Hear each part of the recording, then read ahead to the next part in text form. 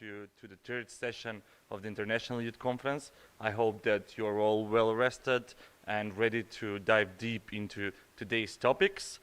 Uh, as yesterday, today as well, we will be having a lot of discussions, a lot of food for thoughts, because the topics of today are really relevant when we are discussing about the regional transformation and EU integration.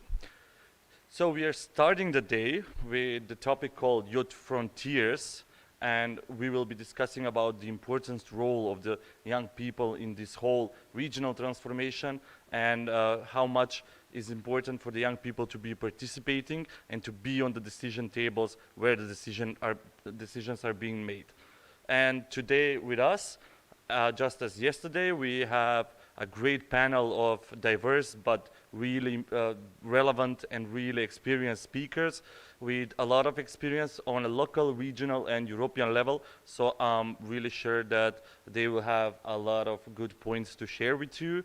But also, I encourage you, of course, to engage in a discussion with them and to give your thoughts and, of course, to ask your questions.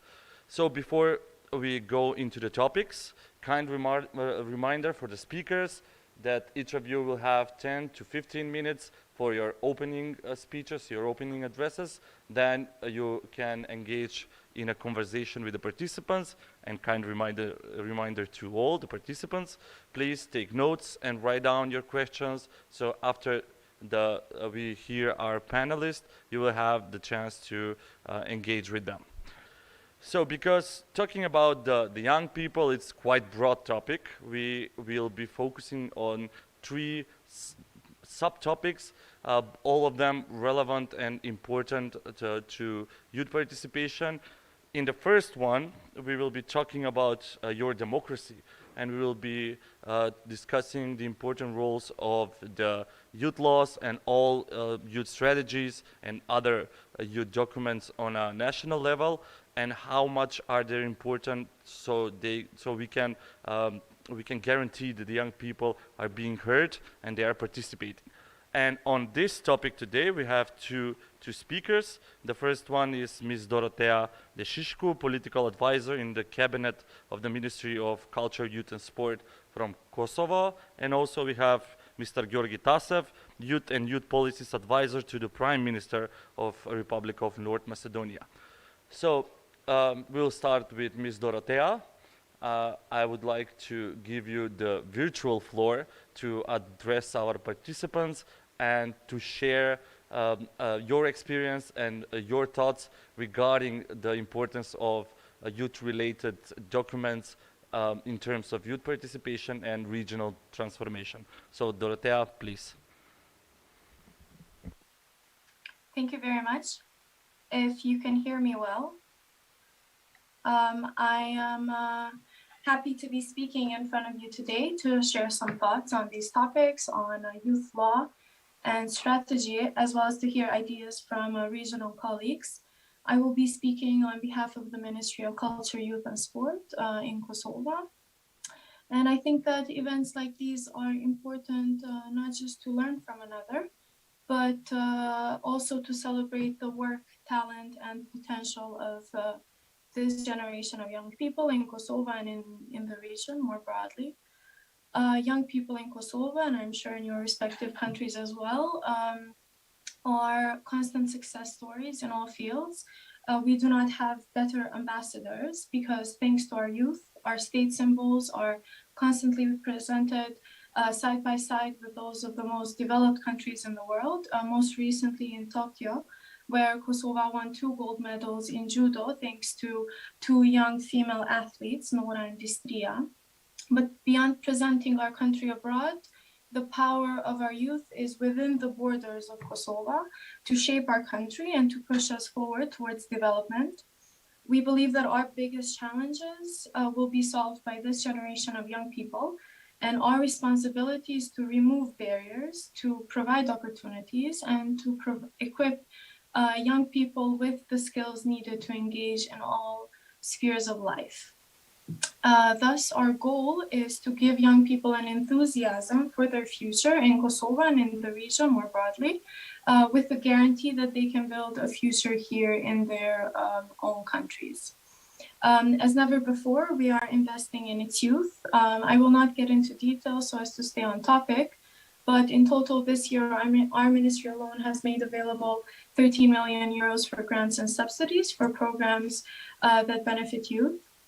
This value, of course, does not include the many programs of the other ministries, particularly at the Ministry of Labor, which will soon launch a national scheme to subsidize salaries for a period of 12 months for each young person who is employed for the very first time in Kosovo.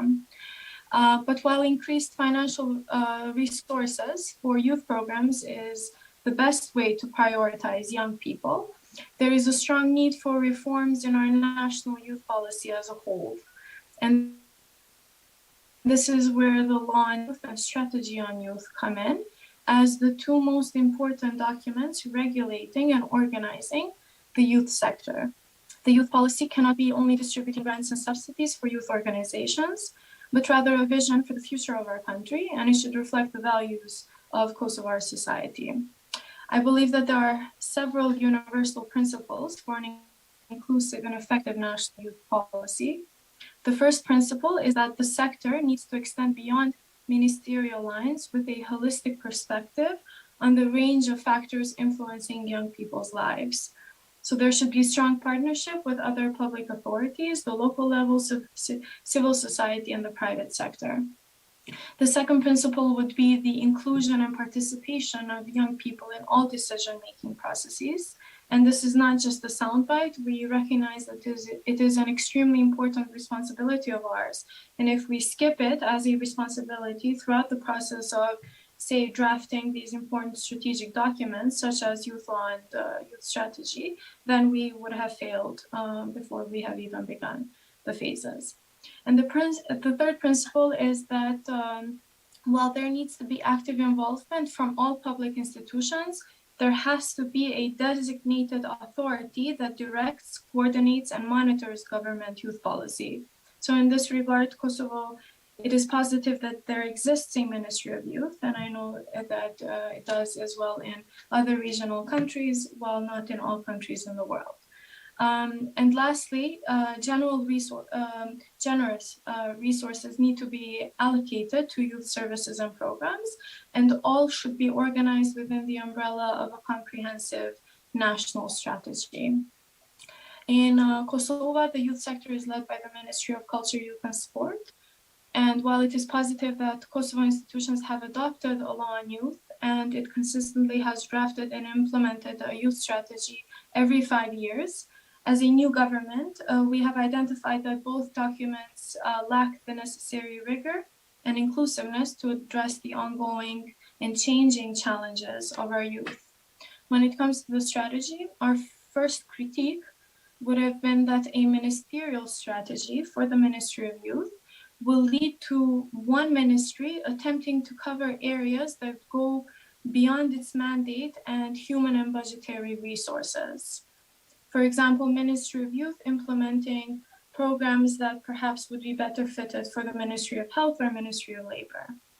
So when you elevate the strategy on youth to a national document in which all relevant institutions participate in both drafting and implementing it, then you not only ensure that all dimensions are being covered, and you allow the Ministry of Youth not to spread thin, let's say, but rather to focus on its mandate.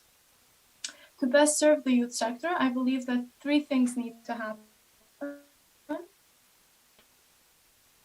Every country and in every context. A new strategy of youth should be drafted, approved, and implemented at the national level. And a significant portion of the strategy should be the implementation of the Youth Guarantee Program, a program of the European Union, which has been recommended for the Western Balkan region. Secondly, the Ministry of Youth should support, coordinate, monitor, and evaluate the programs of the government.